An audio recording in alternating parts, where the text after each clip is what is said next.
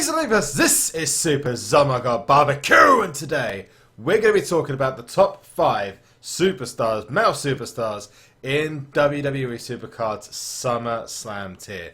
So it's only just been released, but a question I am asked over at least 100 times a day: who are the best cards and the worst cards in the tier? Now, just to clarify before we start off, the best and worst cards are only determined by how you use them. Of course, there are some that just plain old stink. There's others that are just incredible, which we'll go through very, very soon. But the simple point is that a card is only good or bad if you necessarily make it good or bad. So it's totally down to you to decide which ones are best for you. There's definitely certain ones that will give you a huge advantage. And dependent on the event cards that become available during the tier, you potentially could end up having one of the best cards in the tier, but not potentially be all that useful, if you get where I'm coming from. So what we're going to do is talk about the worst cards in the tier first of all, then move on to some of the best and worst stats in the tier, so you know where your superstar ranks in terms of their stats, whether they've got one of the best stats or the worst stats in the tier. And then we're going to be talking about the best 5 in terms of overall stats that are physically available in SuperCard's SummerSlam tier. And we're going to start off talking about the bottom 5, so I'm going to talk about the best of the worst as such, first of all, and this is something I did in my WrestleMania video for the same thing earlier on this year. And some of these names are quite surprising, given a lot of them are actually being pushed quite heavily in WWE right now. Some of them aren't so surprising. One particularly isn't surprising. The reason I've done a top 5 instead of a top 10, or a bottom 5 instead of a bottom 10, is because there's a lot of superstars that share the same stats in SuperCard SummerSlam tier. I'm just going to cover up as much as I can for you all. Hopefully it gets across the message about which ones are some of the best and worst. So let's start off with the best of the worst as such, which is actually 2 superstars. One being pushed quite heavily right now for the Intercontinental Championship, which is Apollo Crews. And the other one, which I'm about to show you on screen in a moment, which is Tyler Breeze. There was some kind of altercation between him and Vince McMahon. I don't know what happened. Tyler Breeze ended up walking off and decided not to continue on SmackDown. And unfortunately, just like anyone but Undertaker turning up without a suit on when you go to any kind of events, WWE events at all, Tyler Breeze unfortunately pissed off the wrong person, and by pissing off the wrong person, he got his push completely dismantled. Let's be honest, Tyler Breeze probably won't end up staying where he is, at least for long. Apollo Crews, surprising given in WrestleMania tier he was okay. He wasn't on the best cards in the game, but he was okay. And he's actually in the bottom 5 here, so although he does have an okay power and speed, but he does share one of the worst stats in the game. The next one is Aiden English of the Vaudevillains. He is the second best of the worst as such, or whatever. Basically, Aiden English is okay. Just like Tyler Breeze and Apollo Crews, he does have one of the worst stats available in the game, which we're going to talk about in a second. But Aiden English of the Vaudevillains is the second best of the worst as such as we go through it. The next one, I'm personally quite surprised about. Now, I know that Kalisto's had an injury issue and he's been off TV for a while, but Kalisto is actually the next person on that list. I'm very, very surprised by that, given that in WrestleMania tier, and personally in terms of his overall standing in the company, given how highly ranked Rusev is in this tier, that, you know, a US champion would probably be ranked quite highly, but apparently not.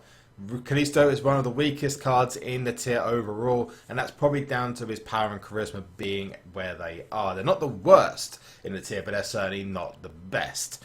Next one I find quite surprising, and this one is Sheamus.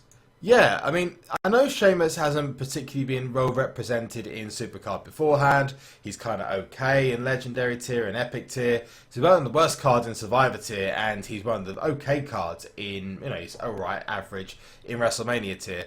I'm really surprised that he is this far down the list. He's the second worst card available in terms of overall stats. His stats don't look all that bad, but there's just nothing good about him. There's nothing that's like stands out as such. Whereas beforehand, he's been one of the best cards available. I mean, WrestleMania tier last season, season 1, apparently, if I remember rightly, Sheamus is like one of the top 15 cards available in the tier, full stop. I'm guessing that's what happens when WWE doesn't know what to do with you. So, and that is Sheamus pretty much all over. Simon Gotch does finish off the list as the worst card in the tier, and he does have one of the worst stats available as well. Simon Gotch is, I'm going to coin the phrase, you got gotched, because basically if you got gotched, you, apart from being a down arrow, and actually kind of useful, because there's not a huge amount of down arrows in SummerSlam tier, he is not great, but you probably don't want to have Simon Gotch for anything but a maybe mid-leveled PCC stroke ring domination killer. So let me know if you picked any of those cards, or if you have instant regret from packing one of these cards, or if you'd be unlucky to get a pro of these cards. At the end of the day, a pro's a pro in SummerSlam tier, and if you get a pro, it does mean you're going to be instantly at an advantage for anyone else at this stage, but some of these cards I'm guessing people aren't going to want to pick. So we're now going to move on to the best stats. So these are the individual stats that are the best and the worst available in the tier, and we're going to be talking about these individually. So first of all, we're going to go through the worst, because we've just gone through the worst. So let's start with the worst power. The worst power actually belongs to Aiden English. The worst toughness belongs to Tyler Breeze. The worst speed is with the guy that just got gotched. And then last but not least, although surprising, is the worst charisma is Apollo Crews. I know he doesn't have much of a character, but still, I possibly wouldn't have put Apollo Crews as the worst charisma, given some of the superstars that are in this tier. Alas, those are the worst individual stats as well. Now we're going to move on to the best. Now, before I talk about the best cards in SummerSlam tier, some honourable mentions to some cards that aren't in the top 5, but aren't far off, and actually really surprisingly aren't far off. The first one is Shinsuke Nakamura, the second one is Kevin Owens. They're both really high up on the list. There's other ones as well that you probably wouldn't have expected. Zack Ryder's not bad as well, which is just the guy just down at the bottom there. There's a big group of cards. Enzo Amore, the Club, for example, are all kind of the same stats, same as the New Day. They've all got the same stats in the mid tier. There's just this big cluster of just all of these cards that just sit in the middle, and it's actually nice to see Enzo and Big Cass actually have some of the best cards in the tier, because they have been around for a while and they are just straight fire on TV. It's awesome to see them whenever they come out. But let's move on to, because people are going to be asking for the best stats in the tier. So let's talk about the best individual stats first of all, then on to the top 5 superstars in SummerSlam tier. So the best male power stat is going to belong to Brock Lesnar. And Brock Lesnar has, well, let me just show you it, 2001, and this is something that is going to be a theme throughout what I'm about to tell you here. Brock Lesnar, 2001 power. He is almost unrivaled. There's only few cards that come near him. It's absolutely insane. Now, moving on to toughness. This is a recurring theme. You may or may not remember last time that I said that the Undertaker was the best toughness card in WrestleMania tier. If you've watched that video, if you haven't, go check it out. Undertaker's toughness this time is still the best. And then you've got the best speed card, which surprisingly doesn't include Seth Rollins this time. Yeah, it's all on his own. It is AJ Styles, who's had a major stat boost compared to WrestleMania tier. His card is one of the best, which we'll be talking about in a second. And the charisma is only one person. Let's be real. It's going to be The Rock. Because The Rock's charisma is just insane. I mean, literally, the guy just doesn't sleep, I think. He's just got something inside him that's just incredible. But Dwayne The Rock Johnson is the most charismatic person in the tier, followed behind by guys like John Cena and Shinsuke Nakamura. Which Shinsuke Nakamura, I'm really surprised he's so high up, because he's only just come into NXT, despite the bright future and the fact that he is now, spoiler alert, the NXT champion, which will be interesting to see where we go forward. Another mention as well, Samoa Joe, very high up in the tier, definitely worth watching out for him.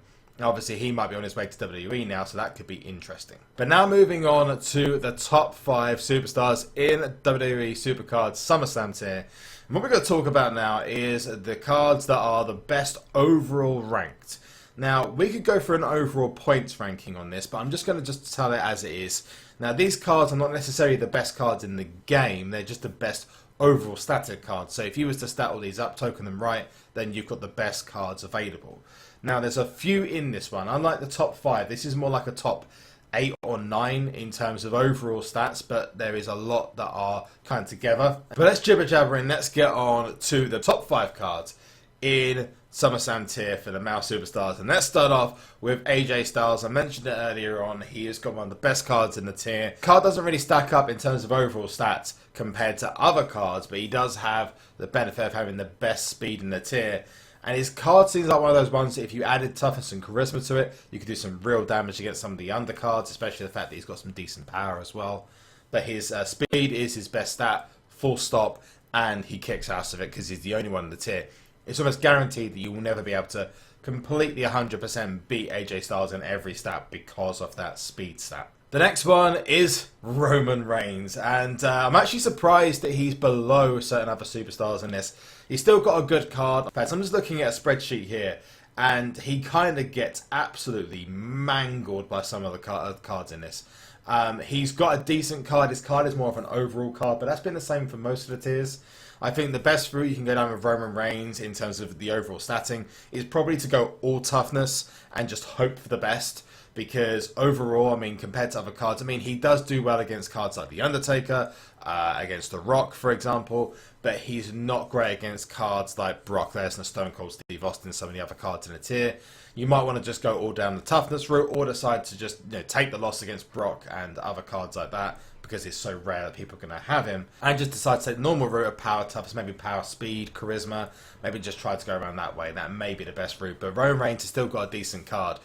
Although one card he does obliterate in free stats is John Cena, the face that runs the place. Now, John Cena's card is surprisingly good, but also a little bit weak, if I'm going to be real.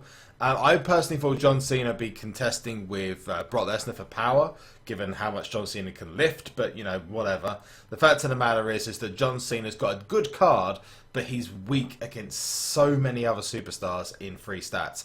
It's actually surprising, because you'd expect him to be ridiculously overpowered. Even though he's not really held a major title for a long time, you still expect John Cena in number 3 of this list to probably have one of the best cards available in the tier and probably beat most cards in free stats. But let's talk about his tie, because rank 3 is shared between John Cena and Dean Ambrose. Dean Ambrose has got one of the best cards available in the tier.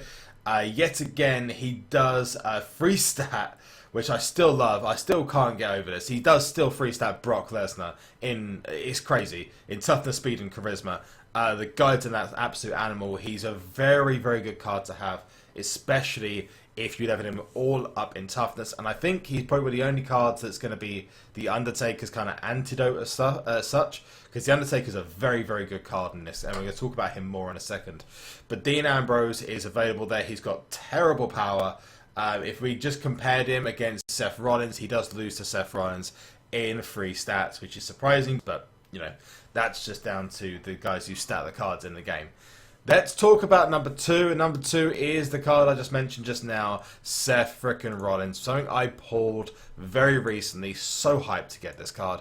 Seth Rollins has an incredible card in this. He's not got one of the best cards because his stats are kind of averaged, and against some of the top cards, he's not the best. But if you think about it this way, he's a great card to have for tags. And going on from that, he's got the second best speed available in the game, so overall he is a fantastic addition to SummerSlam tier, and it's actually nice to see him.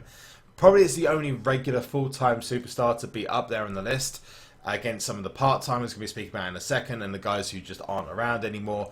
It's nice to see Seth Rollins at the top. And the next one is a direct tie for first place. Now, first place are the best cards in WWE SuperCard's SummerSlam tier belong to The Undertaker, The Rock, Stone Cold Steve Austin, and Brock Lesnar. Now, the reason why Brock Lesnar and the others are at this point is because, in fairness, for Survivor tier, for WrestleMania tier, apart from Stone Cold Steve Austin, who's just the one stat above, and now SummerSlam tier, these cards have been the best cards available in the game, full stop. And I think they're just going along with this theme that these guys are like the top people. Brock Lesnar obviously is the only one who's still wrestling now because Undertaker's kind of retired. But some of the stats are quite interesting on the cards. For example, Undertaker and Rock draw in power, but Rock overall wins because of the speed and charisma on his side. Stone Cold Steve Austin losing in 2 stats and drawing in 1 to the Undertaker, as an example, is another interesting story. Brock Lesnar literally killing The Rock, which happens in every tier. I think for the first time, actually, his speed is equal. Usually Brock Lesnar's speed is just slightly above. But The Rock is still, I would say, the more preferred card because overall he can do some damage in speed and charisma. But let me know if you've got any of these cards. So the best ones, just to summarise, are Stone Cold Steve Austin, Brock Lesnar, Rock, and Undertaker. If you've got any of those, or any of the top 5, then feel very happy for yourselves, because the difference in stats in this tier are insane. I mean, literally insane. There's differences of like 300 to 400 stat points between some of the cards. It's incredible. However, let me know if you've got yourself any of these, if you've got a pro of any of these. Extra special shout out in the comment section below, and let me know what your favourite cards are overall, whether it's stat wise, whether because you think they're the best matches.